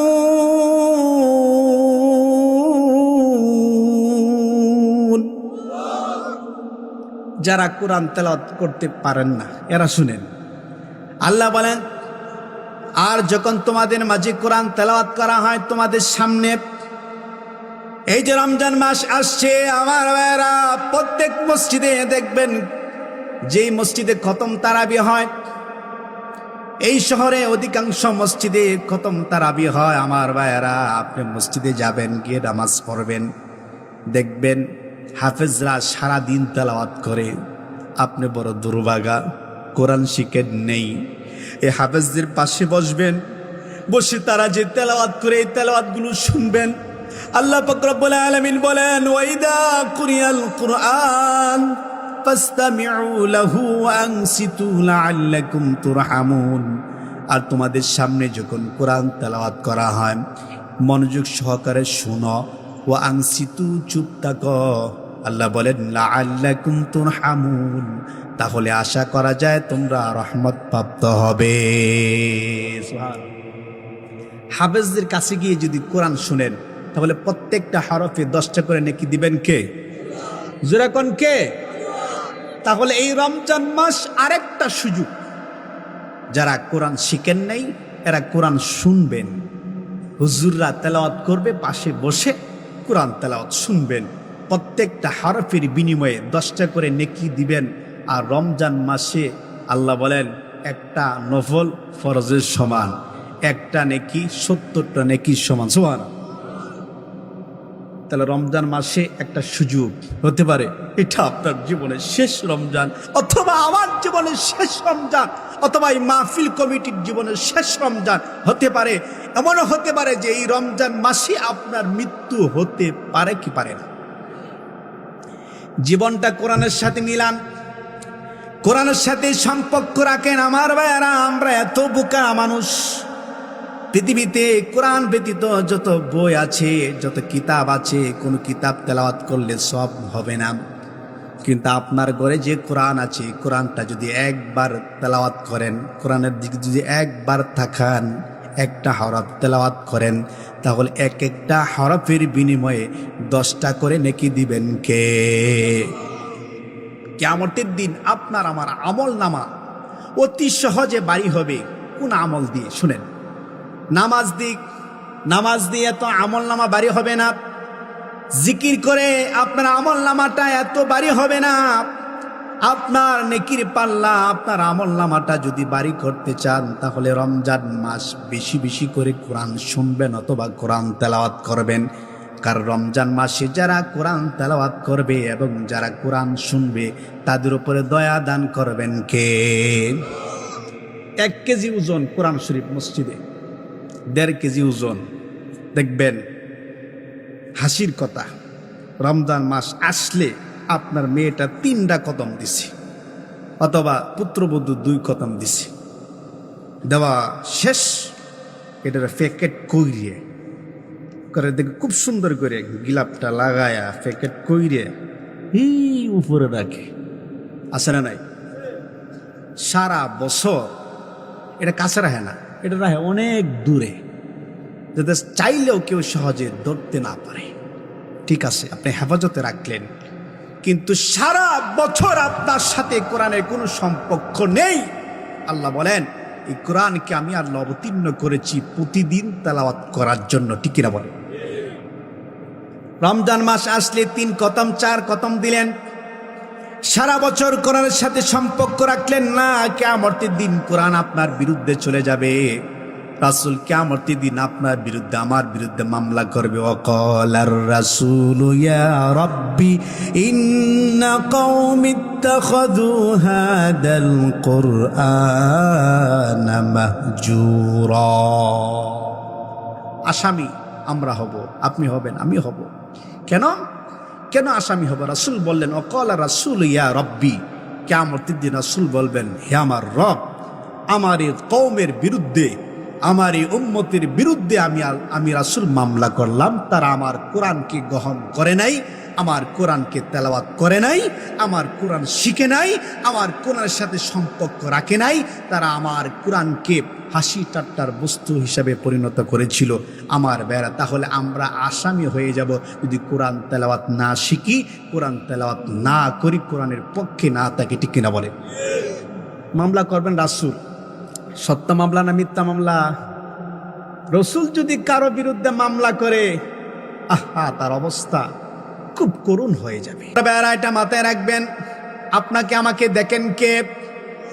যেরকম কে?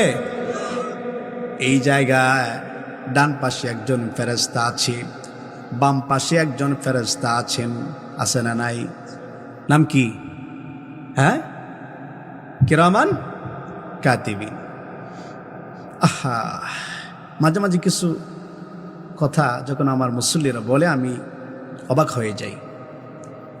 একজন মুসল্লি বলেন, হুজুর, আল্লাহ কি সব সময় আমাকে দেখেন? বললাম, ভাই, যদি কোরআনকে বিশ্বাস করেন, কোরআনে আল্লাহ বললেন যে আমি আল্লাহ সব দেখি, আমি আল্লাহ সব শুনি। সুবহানাল্লাহ। সব দেখেন কে? সব শুনেন কে? আল্লাহ।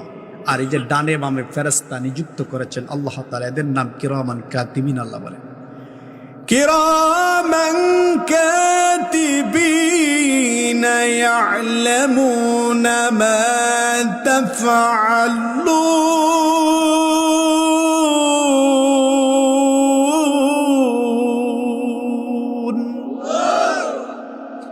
কিরামান শব্দের অর্থ হচ্ছে সম্মানিত, আর কাতিবির শব্দের অর্থ হচ্ছে লেখক সমূহ। সম্মানিত লেখক সমূহ ডানে বামে ফিটিং দিয়েছেন কে? ঘুমাইলে মনে হয় ফেরেশতা চলে যায়, নাম। চার দোকানে বসে যখন আপনি কথা বলেন তখন ফেরেশতা আপনার কাছে আছে। যখন আপনি গাজার আসরে বসেন, গাজা খান, তখন ফেরেশতা আপনার সাথে আছে। যখন আপনি মানুষের সম্পদ আত্মসাৎ করেন তখনও ফেরেশতা আপনার সাথে আছে। যখন আপনি মসজিদে গিয়ে সেজদা দেন তখনও ফেরেশতা আপনার সাথে আছে। আমার ভাইয়েরা, ডান পাশের ফেরেশতাগুলো নেক আমলগুলো লিখে, আর বাম পাশের ফেরেশতা গুনাহগুলো লিখে। ডানে বামে ফেরেশতা নিযুক্ত রয়েছেন, ফেরেশতারা সব কিছু লিখতেছে। আর দেখতেছেন কে? আল্লাহ দেখেন। আমার বাইরে আবার আসেন, আল্লাহ পাক রব্বুল আলামিন কুরআনুল হাকিমের মাধ্যমে বললেন ইদিয়াতালাক্কাল মুতালাক্কিয়ানি আনিল ইয়ামিনি ওয়া আনিশ শিমালি কাঈদ।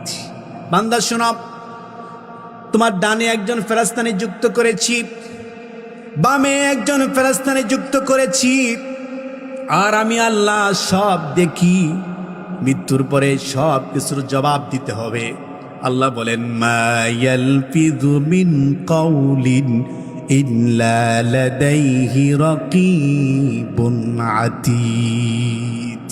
মানুষ তার জবান থেকে, মুখ থেকে যে কোনো কথা যখনই বাহির করে, শব্দ যে কোনো কথা, সাথে সাথে একজন প্রহরী আছে, সাথে সাথে তা লিপিবদ্ধ করে ফেলে। সুবহানাল্লাহ। তাহলে মানুষ যা বলে সব ফেরেশতারা লিখে। আর দেখেন কে? যেরকম কে?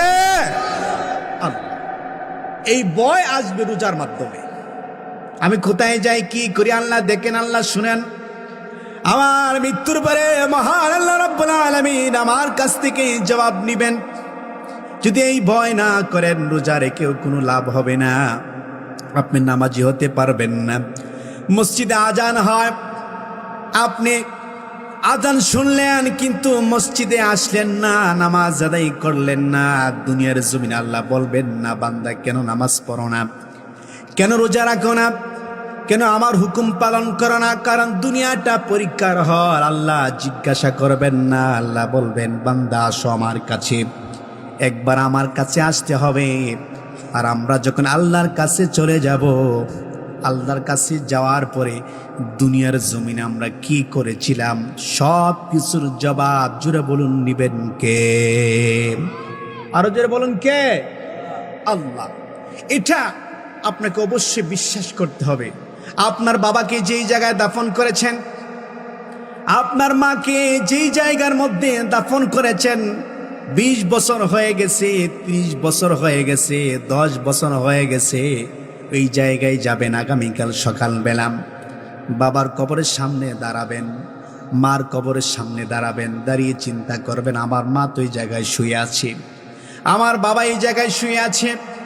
এখন যদি কোনো সন্তান মার জন্য পাগল হয়ে এই কবরস্থানের মধ্যে গিয়ে মার কবরে যদি কোদাল নিয়ে যদি গর্ত করে, 3.5 হাত গর্ত করে যদি মার লাশটাকে তালাশ করে পাওয়া যাবে? কথা বলেন, পাওয়া যাবে না। 20 বছর হয়েছে এরকম একটা কবরস্থানে গেছেন, গিয়ে পুরা কবর গর্ত করলেন, কোনো মানুষের হাড্ডি পাওয়া যাবে? কারণ মাটির সাথে সব মিশে গেছে। কিন্তু এই জায়গা থেকে আপনার বাবাকে, আপনার মাকে আবার পুনরায় জীবিত করবেন কে? আগামীকাল সকালবেলা যদি এই এলাকায় একজন মানুষ মারা যায়, মৃত্যুর পরে তার জানাজা হলো, জানাজার পরে যখন তাকে কবরস্থানে নিয়ে যাওয়া হয়, দাফন করার সময় যখন তাকে নিচে রাখা হয়, এই সময় দেখবেন যখন মাটি দেওয়ার সময় হয়, প্রথম কূপের একটা মাটিটা আলাদা রাখা হয়। এই মাটি দেখবেন, মাটির টুকরাগুলো এইভাবে এক একজনে হাতে নেয়, নিয়ে দেখবেন উপর থেকে ছেড়ে দেয় আর বলে মিনহা খলাকনাকুম ওয়া ফিহা নুঈদুকুম ওয়া মিনহা নুখরিজুকুম তারাতান উখরা। আছে না নাই? এর অর্থ কি কখনো চিন্তা করেন নাই? কি বলা হচ্ছে এখানে? আপনারা মৃত্যুর সময় কি বলবেন? আমার মৃত্যুর সময় এই কথাটা বলবে, মিনহা খলাকনাকুম ওয়া ফিহা নুঈদুকুম ওয়া মিনহা নুখরিজুকুম তারাতান উখরা। বান্দারে, এর অর্থ হচ্ছে আল্লাহ বলেন মিনহা খলাকনাকুম ওয়া ফিহা নুঈদুকুম ওয়া মিনহা নুখরিজুকুম তারাতান উখরা।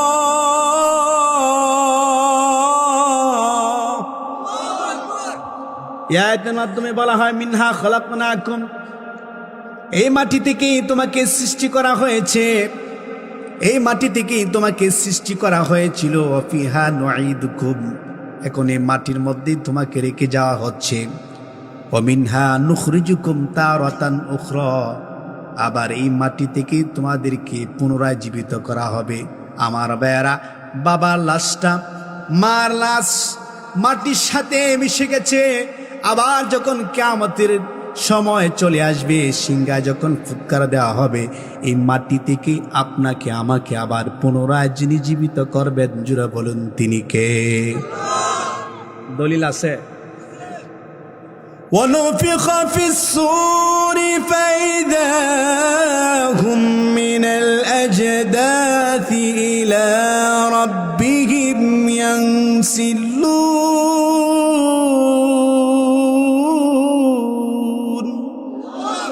আল্লাহ বলেন, আর যখন সিংহায় ফুৎকার দেওয়া হবে, তখন খবরের মধ্যে যারা থাকবে তাদেরকে আবার জীবিত করা হবে। এরা বলবে হায় আফসুস, হায় আফসুস, কে আমাদেরকে আরামের ঘুম থেকে জাগ্রত করলো। আপনার বাবাটা ঘুমিয়ে আছে, যদি ইমানদার হয় তাহলে আপনার বাবা কবরে ঘুমিয়ে আছে, আপনার মা ঘুমিয়ে আছে, কিন্তু এই দুনিয়ার চক্ষু দিয়ে আমরা দেখবো না, ঠিক কিনা বলে? সেই জায়গা থেকে আবার আপনাকে আমাকে জীবিত করা হবে, আমরা উঠবো। আমার ভাইয়ারা, আজকের এই মাহফিল থেকে একটা কথা বলে যায়, মৃত্যুর সময় আপনার পাশে থাকবে, আপনার সন্তান আপনার পাশে থাকবে না, আপনার মা আপনার পাশে থাকবে না, আপনার বন্ধু আপনার পাশে থাকবে না, আপনার সম্পদ আপনার কোনো উপকারে আসবে না, কিন্তু এমন একটা বন্ধু যদি আপনি বানাতে পারেন, এমন একজন বন্ধু যদি আপনি গ্রহণ করতে পারেন, যে বন্ধু মৃত্যুর সময় আপনার কাছে থাকবে, মৃত্যুর সময় আপনার পাশে থাকবে, যেই বন্ধু যখন আপনাকে গোসল করানো হবে তখন আপনার পাশে থাকবে, যেই বন্ধু যখন আপনার জানাজা দেওয়া হবে তখনও আপনার পাশে থাকবে, যেই বন্ধু যখন আপনাকে কবরে রাখা হবে তখন আপনার পাশে থাকবে, যখন আপনাকে কবরে রেখে চলে আসবেন আপনার আত্মীয় স্বজনগুলো তখন আপনার পাশে থাকবে, যখন সাপ বিচ্ছু আসতে চাইবে বলবে না আসা যাবে না, তাদেরকে বাধা দিবে, আল্লাহু আকবার, সাপ বিচ্ছু আসবে, এই সাবধান আসা যাবে না, এমন বন্ধু আমরা বানাতে চাই কি চাই না? আমার মেয়েরা, যখন আপনি কবর থেকে উঠবেন তখন আপনার পাশে থাকবে, সুবহানাল্লাহ, যখন আপনি হাসরের ময়দানে উপস্থিত হবেন তখন আপনার পাশে থাকবে। এক কথায় মৃত্যু থেকে শুরু করে যতক্ষণ না পর্যন্ত আপনি জান্নাতে প্রবেশ না করবেন ততক্ষণ পর্যন্ত আপনার সাথে থাকবে, এমন বন্ধু বানানোর দরকার আছে না নাই?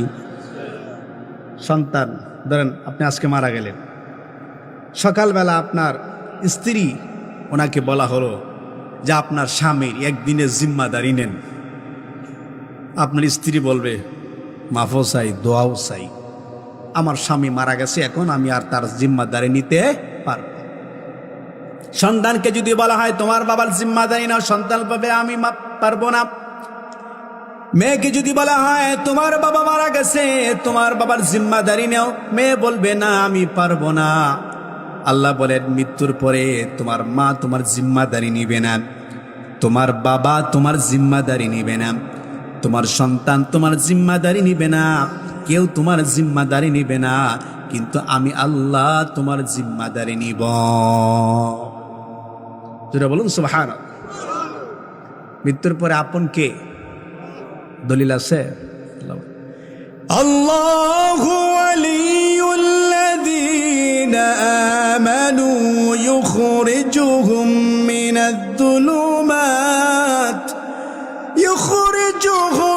মিনায-যুলুমাতি ইলান-নূর।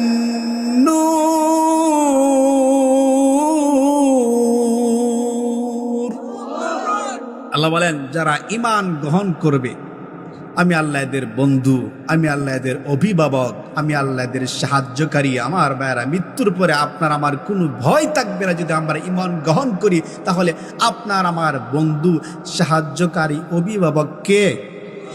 জুড়ে বলেন কে? আল্লাহ। আমার ভাইয়েরা, আমাকে কাগজ দেওয়া হয়েছে যে হুজুর বয়ান শেষ করেন, কারণ 12টা বেজে গেছে, 12টা এখন মোনাজাত হয়ে যাবে ইনশাল্লাহ। তবে আমার ভাইয়েরা, কোরআন হাকিম থেকে আমি যে আয়াতে কারিমা তেলাওয়াত করেছি এটা ইমানদারের জন্য। ইমানদাররা রোজা রাখবে, ইমানদাররা ইফতারি করবে, ইমানদাররা সেহরি খাবে। কথাকার যারা বলেন কথাকার। যারা ইমান গ্রহণ করেন নাই এদের জন্য রোজা না। ইয়া আইয়ুহাল্লাযীনা আমানু কুতিবা আলাইকুমুস সিয়াম كتب عليكم الصيام كما كتب على الذين من قبلكم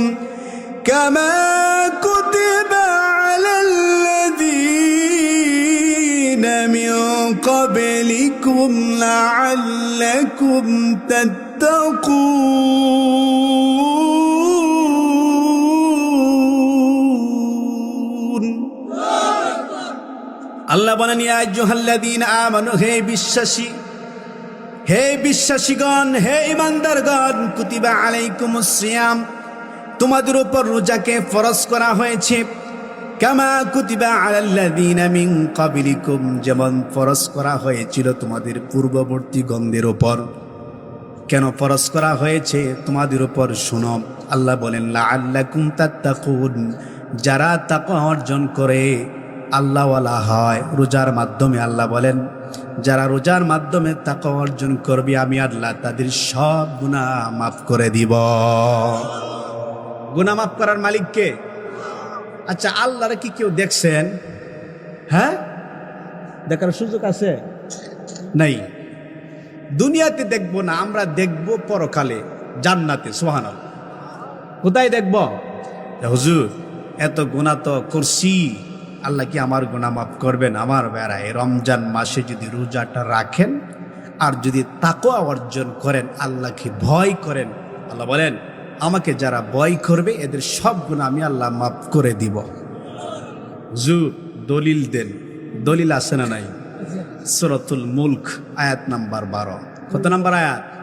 12 নাম্বার আয়াতে আল্লাহ বলেন, ইন্নাল্লাযীনা ইয়াখশাউনা রাব্বাহুম বিল গায়বি লাহুম মাগফিরাতুন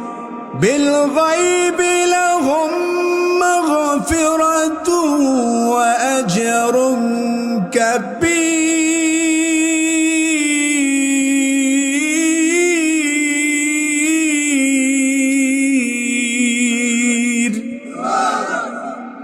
সূরাতুল মুলক 12 নম্বর আয়াত। আল্লাহ বলেন, ইন্নাল্লাযীনা ইয়াখশাউনা রাব্বাহুম বিল গায়ব, নিঃসন্দেহে যারা তাদের রবকে না দেখে ভয় করে, লাহুম মাগফিরাত, আমি আল্লাহ এদের সব গুনাহ মাফ করে দেই। গুনাহ মাফ করে দিবেন কে? আল্লাহ। রোজা রাখছেন, ইফতারি আধা ঘন্টা আগে ইফতারি সামনে, ইচ্ছা করলে এক লুকমা খাওয়ার সুযোগ আছে না নাই? কিন্তু খাইলেন না, খার ভয়ে, আল্লাহরে দেখেন নাই, না দেখে। আল্লাহ বলেন রমজান মাসে ইফতারি সামনে রেখে বান্দা ইচ্ছা করলে এক লুকমা খাওয়ার সুযোগ আছে কিন্তু খায় না, আমি আল্লাহরে ভয় করে। আল্লাহ বলেন যারা আমি আল্লাহকে না দেখে ভয় করবে, লাহুম মাগফিরাত, আমি আল্লাহ এদের সব গুনাহগুলো মাফ করে দিব। রমজান মাস গুনাহ মাফের মাস, কথাকার? আচ্ছা, গুনাহ মাফ হয়ে গেল, আল্লাহ বলেন ওয়া আজরুন কাবীর, এবং আমি আল্লাহ তাদেরকে পুরস্কার দিব। আচ্ছা, পুরস্কারটা দিবেন কে? আল্লাহ বলেন রোজার পুরস্কার আমি আল্লাহ নিজে দিব। এই আয়াতের মাধ্যমে আল্লাহ যে পুরস্কারের কথা বলছেন, এই পুরস্কার হচ্ছে জান্নাত। পুরস্কার কি? জান্নাত। দলিল আল্লাহর কোরআন। আল্লাহ বলেন وَسِيقَ الَّذِينَ اتَّقَوْا رَبَّهُمْ إِلَى الْجَنَّةِ زُمَرًا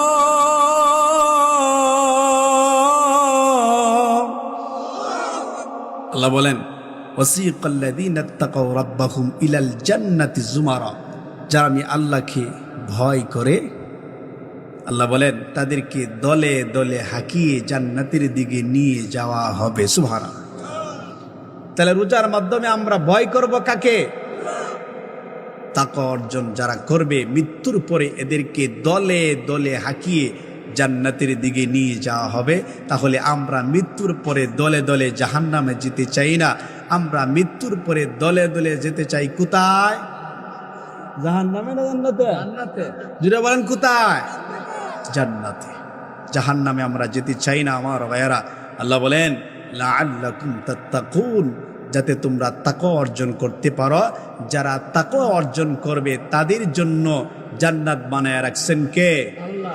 এই যে আমি আয়াতে কারিমা তেলাওয়াত করেছিলাম সূরাতুল ইমরানের 133 নম্বর আয়াত, আল্লাহ বলেন ওয়াসিকাল্লাযীনা ইত্তাকাউ রাব্বাহুম وسارعوا إلى مغفرة من ربكم وجنة عرضها السماوات والأرض أعدت للمتقين।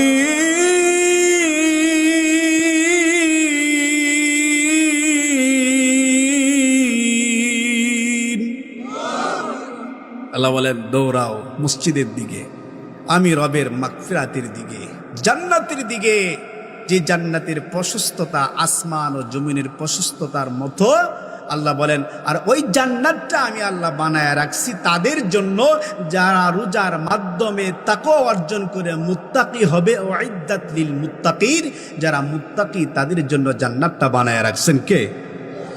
তাহলে আমরা জান্নাতের মালিক হবে একটা কথা বলে যাই। এই শহরের সমস্ত সম্পদের মালিক হলেন, কিন্তু ঈমান গ্রহণ করলেন না। মৃত্যুর পরে আপনার এই সম্পদ কোনো কাজে আসবে? আপনার সম্পদ নাই, আপনার টাকা পয়সা কিছুই নাই, কিন্তু আপনি ঈমান আছে। আমার বেড়া মৃত্যুর পরে এই ঈমানের উসিলা আল্লাহ আপনাকে মাফ করে এমন জান্নাত দিবেন, এমন জান্নাত দিবেন, এই কিশোরগঞ্জ না পুরা পৃথিবী বিক্রি করলে জান্নাতের একটা ঈদের মূল্য হবে? হ্যাঁ না। তাহলে দুনিয়ার পিছনে আপনার জীবনটা নষ্ট কইরেন না, দুনিয়ার পিছনে সময়টা আর খরচ কইরেন না। একটু আখিরাতের চিন্তা করেন, একটু পরকালে চিন্তা করে আখিরাত ভিত্তিক জীবন গঠন করেন। আসেন না, একটু ফিরে আসেন। রমজান মাস আসেন মসজিদের দিকে, রমজান মাস আসেন, এই বেশি বেশি করে আপনি কোরআন তেলাওয়াত শুনবেন, কোরআন তেলাওয়াত করবেন। যদি তেলাওয়াত করতে পারেন তেলাওয়াত করবেন, যদি তেলাওয়াত করতে না পারেন তেলাওয়াতটা শুনবেন। দুনিয়ার পিছনে আর সময়টা নষ্ট কইরেন না। আল্লাহ বলেন, যারা দুনিয়ার পিছনে সময় নষ্ট করে এদের জন্য আমি আল্লাহ আযাবের ব্যবস্থা করে রেখেছি। কথাকার আমার আলোচনা শেষ। যারা দুনিয়ার পিছনে আছেন এরা শুনেন, উলাইকাল্লাযীনা ইশতারাবুল হায়াতাদ দুনিয়া বিল আখিরাতি ফালা ইউখাফফাফু আনহুমুল আযাব فلا يخفف عنهم العذاب ولا هم ينصرون।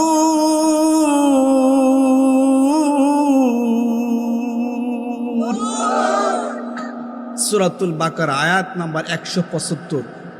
যাদের ঘরে কোরআন আছে দেখবেন, বাংলা অর্থ তর্জমা যে কোরআন শরীফ আছে এগুলো দেখবেন, শুধু অনুবাদটা দেখবেন। আল্লাহ বলেন, উলাইকাল্লাযীনা ইশতারাবুল হায়াতাদ দুনিয়া বিল আখিরা, এরাই ওই সমস্ত মানুষ যারা আখিরাতকে বিক্রি করছে দুনিয়ার কাছে। এরা আখিরাতের বিনিময়ে দুনিয়ার জীবনকে খরিদ করে নিয়েছে। এরা কয় আল্লাহ, এরা কয় আমরা আখিরাতের দরকার নাই, দুনিয়া লাগবে, টাকা পয়সা সয় সম্পদ লাগবে। আল্লাহ বলেন, যারা আখিরাতের বিনিময়ে দুনিয়ার জীবনকে খরিদ করে নিয়েছে, ফালা ইউখাফফাফু আনহুমুল আযাব, তাদের জন্য তাদের শাস্তি রয়েছে, আর শাস্তি লঘু করা হবে না, কমানো হবে না। ওয়ালা হুম ইউনসারুন, তাদেরকে কোনো সাহায্যও করা হবে না। জোরে বলুন কথাকার। তাহলে আমরা কি দুনিয়ামুখী হব না আখিরাতমুখী হব? কারা কারা আখিরাতমুখী হবেন? দু হাত উঁচু করে আল্লাহকে দেখান। মাশাআল্লাহ, হাত নামান, আল্লাহ কবুল করুক, পড়েন আমিন। ওয়া আখির দাওয়ানা আনিল হামদুলিল্লাহি রাব্বিল আলামিন।